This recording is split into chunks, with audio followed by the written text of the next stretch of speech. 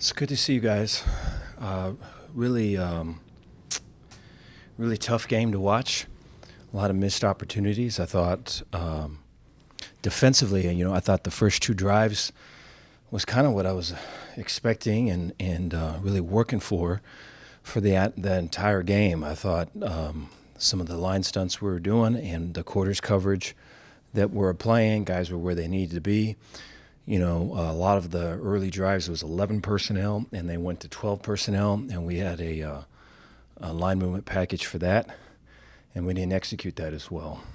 And there's a motion, and we got to get it back in the box. He didn't come in the box. He stayed outside. We have too many guys outside, and it pops. But then we get back to playing consistently, and it was from then on. It was a mix of the inconsistent spacing. We'd have 9 guys or 10 guys where we need them to be, and 1 or 2 where we don't, and we couldn't get it over that hump. I thought offensively, a lot of zero blitz, more zero than we've seen all year. I think there was parts of man free that we saw early in the game, and we're able to run some pick routes and rub routes essentially and be able to make some plays on it. It was a lot of the zone we saw. We're way effective on and really got them out of the zone. And, I think their third thing to go to was zero blitz. And it was basically that way for the rest of the game. And we could never quite get a throw and a catch to exploit it. We're a drop away, a miss away, a play away from, an 8-yard slant going 80 yards. And, if we would have gotten that early in the game, I think it's a different game. And so just frustrating. I think the emotions boiling over at the end is disappointing, and it's not us, and we're dealing with that now. But this morning's meetings was really good to move focus and to work on to a really good opponent here coming up. A lot of respect for Coach Brennan. I've known him, I think when I was at Cal Lu, I remember him interviewing for a job at Cal Lu. I was a student at Cal Lutheran. And, I was a student assistant, and our head coach there, Scott Squires, had me as a part of the interview process. And Brent came in, and we interviewed him. I remember I had a question or 2 questions. Every guy had a question that sat around the table. And he's just getting grilled, in the interview deal. This was 1990-something, So I've known him ever since then. A lot of respect for him. He's a great guy. I want to see him do well, and I know he's got his team playing well. Take any questions you guys got. Dave, with the Big 12 championship off the table in terms of goals, how have y'all sort of managed resetting goals, and has that been hard? Because guys maybe kind of disappointed that now they're shooting for maybe a bowl game. Yeah, we're working really hard to win. I think that's the goal, and to play better and to improve. And so, so much of what we talk about is, past performance doesn't predict anything in the future, right? Just because you won doesn't mean you're going to win next week, or just because you lost, no matter what the loss, doesn't mean you're going to lose next week. It's the choices that you make. It's the effort that you bring. It's the attitude that you decide on. Those are the things. So we're really focused on that, trying to go 1-0 today, if we can. Coach, you talked a lot about the players blocking out noise and all the outside stuff. How do you personally do that when, there's certainly some stuff that's probably hard to ignore. How do you handle that? I just get focused on my job, and then when I'm not doing it, don't go to my phone. And then I'm so exhausted, I crash, And so a lot of work to get done. I thought, the bye week was a bunch of work going into this last one. So it's just so frustrating that the outcome was what it was. This is just when you come off a bye, and it's so much of a faster week, just a normal week. And so there's so much work that's got to get done. There's really no time for anything but trying to get right to it. So I think all of that, and then just not looking at your phone. Dave, on the defensive side, you talked about where y'all got out of gaps and stuff. Was it more on the second level? Was it some up front? What was it? I thought our linebackers played their worst game. I thought, you look at every touchdown just about that we gave up, it was that position group. And it's just, I don't know. We talked about, we had in 11 personnel and then in 12 personnel, we just played one coverage the whole game, but we had different fronts with stunts and stuff. Really kind of simple stuff, and we just, I think one of the things that we talked about this morning was here's all the clips of us in practice doing it right, and here's the first time we see it in a game and we do it wrong. There's a lot of hard answers that have to come from that question. Dave, do you feel like Sawyer, who was having such a great start, could not the burden, but the fact that he almost had to play the perfect game for you guys to have a chance to win, has he cracked in a way? And I don't mean that like fragile, but I hope you understand what I'm asking. Yeah, I think the pressure got to him. I think, there was, Sawyer could have played a better game, and, I could have called a better game. Our DBs could have tackled better in the game. But I thought that there's plays that we got to make versus how they're playing us, right? Whether it's man-to-man, and, I think Cole, we're able to connect with Cole on one or two. There's a whole lot more out there of just fade balls from that slot position. And I thought we're there, and we got to get it there. And then, the zero blitz, there's multiple times that we got inside breaking routes, and we got to connect with them. And I think,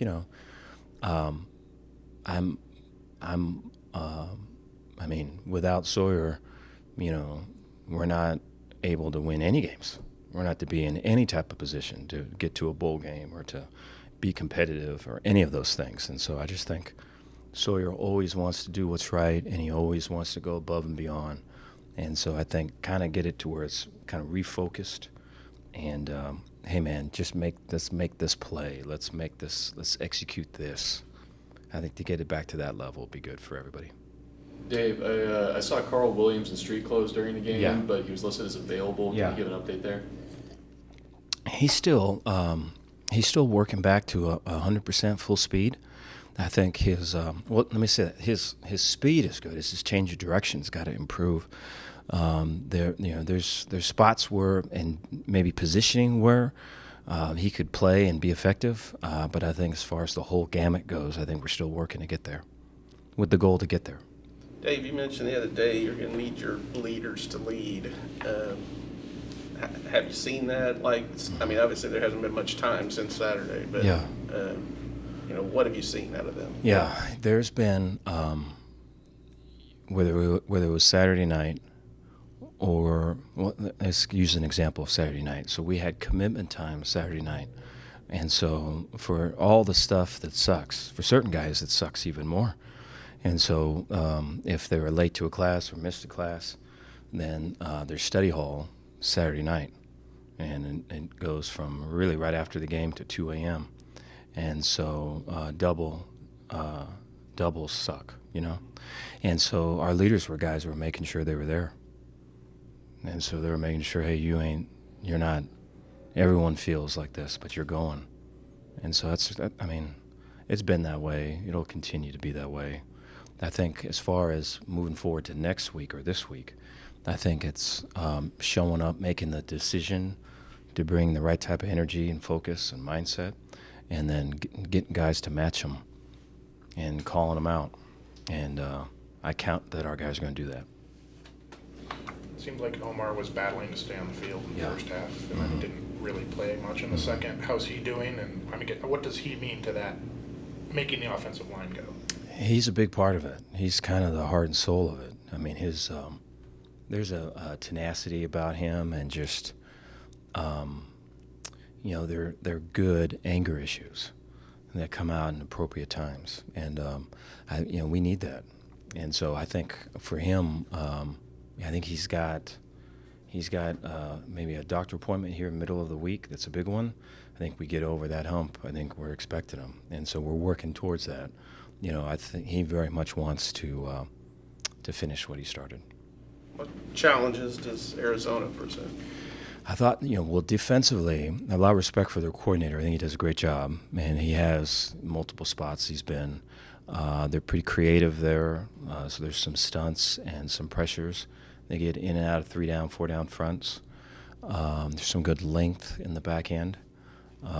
They've gotten a lot of takeaways, which for us has been an issue this year, and so I think that's a concern. And I think offensively, they've been able to run the ball and really hit on some runs, some big runs.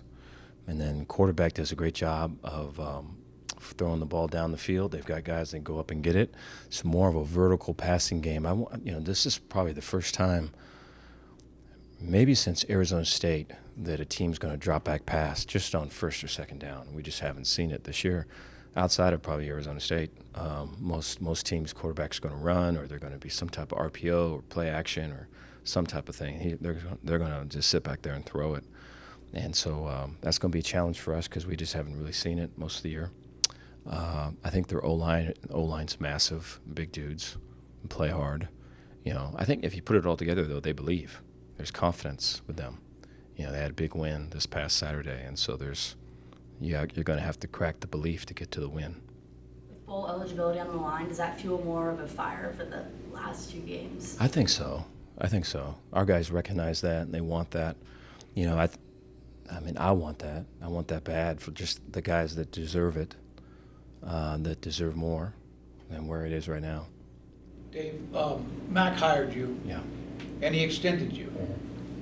And there's 2 weeks left in the season. Have you had any talks with the administration or anybody about the future? And do you expect to be here not only the next 2 weeks, but into the future?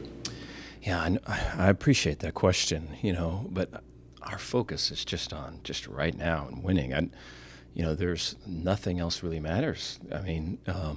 For any chance at anything, I have to do my best, and our team has to do our best. And I'm just thinking, like, for our fans, I'm thinking for our players and their families. I'm thinking for everyone that wants to don a BU something on a Saturday. We have to play better than what we're playing. And, if I can get the football better, I really believe all the other stuff will work out, and it will be however it'll be, and I put my faith in it. But the football's got to get better, so that's what I'm focused on. Dave, is the QB run not as big a weapon for them? Is he more of a passer? He is, yeah. He can run the ball. He scrambles, particularly to his right. He's going to scramble to his thrown hand, and he'll elongate it to try to throw it. They're pretty good on their scramble drill. We were able to hit one of those last Saturday for a touchdown there at the end, but they do a pretty good job of it. But they have the ability to run the quarterback. We've been hurt by that. I would anticipate that we see that. Dave, is anyone facing any discipline from that scuffle in the fourth quarter that would affect the game availability? Well, yeah. We're not going to have Ashton for that first half, but then outside of that, we're taking care of it all just kind of throughout this week. How big a blow is that, losing Ashton for a half? You've got good receivers, but I thought Ashton was really playing hard. I thought there was catches that he made where he was playing really full speed, and but then what really showed was there's catches the other guys made, and he was racing to get blocks, and he was sacrificing himself to get blocks. He got up in front of the team prior to that game on Friday and said that he was going to play with crazy effort, and he did it. I just think in that moment, he has to control his emotions. You have to be all the way in and then all the way out at the same time, and we're still working on that with him. Yeah, how hard is that in the heat of the moment like that? Yeah, that's part of it. You just represent so much more. There's so much more at stake than just, what you feel at that particular time. And so that whole thing's a thing. But he recognizes it, he understands it, and he's committed to doing it. You said earlier this season that Trigg is more trusting of people as he's been here, and he's better off for it. How did you, as a staff, kind of get him to that point? What's that process been like since he got here? Yeah, 1 step forward, 2 steps back, 2 steps forward, 1 step back. I think whenever there's not like a built-in or an ability to easily trust or connect, I think it's hard, because I think it's you're going to be judged anyways. You're going to be kind of evaluated, not only for what your words say, but what your energy is and your facial expression and just kind of the whole. And so it's very much that way. And then, your decisions on just about anything have to be really well thought out, because he's kind of keeping track and measuring. Well, this was with this guy, this was with that guy, so this is how it is, or this is what it's going to be with me. And so I think that's you have to almost like pass that test, so to speak, to get to the other level of now where there's an opening up of trust. And this is when, if you're coming from a spot where there's really none. And so, that's what it was. But I think now it's like you can say what you feel, and he believes you and knows it's for his own growth and his own good, which is where you were in the beginning. But sometimes you have to go through that to show people how much you really mean it. Is Jaden the one that fills that spot with Ashton out, or Jaden Porter, or who else fills in there? Yeah, I mean, we can. Jaden can move on outside. We can move. There's Cole we can move to. I think Cole's at his best when we can get him kind of space and stuff to operate, and so there's opportunities there too. And then even Trigg being out there is an opportunity as well when he's worked outside, not inside all the time. What makes their running back so hard to bring down? He's been playing well lately. He plays hard. Yeah, they run hard. There's arm tackles that he busts through.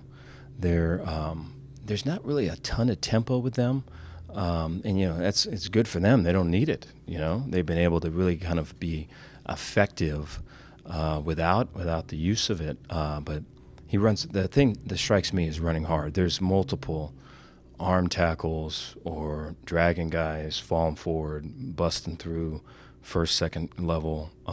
So they do a really good job. I think that's the key to them.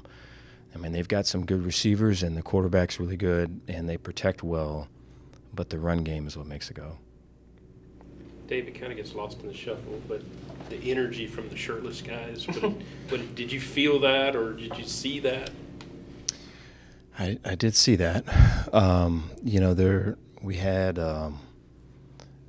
there's some family or some close friends from Redlands, where I'm from, that came to the game, and they went to the same high school as my wife and I and everything, and so they got in town on Friday, and they've been to a couple games, whether it's bowl games and the game in Arlington and all that. So they were at this one, and I guess he went up there, and one of our guests went up there and took his shirt. He was so proud of that. I go, bro, that's, so I guess it happens. Okay, thank you guys.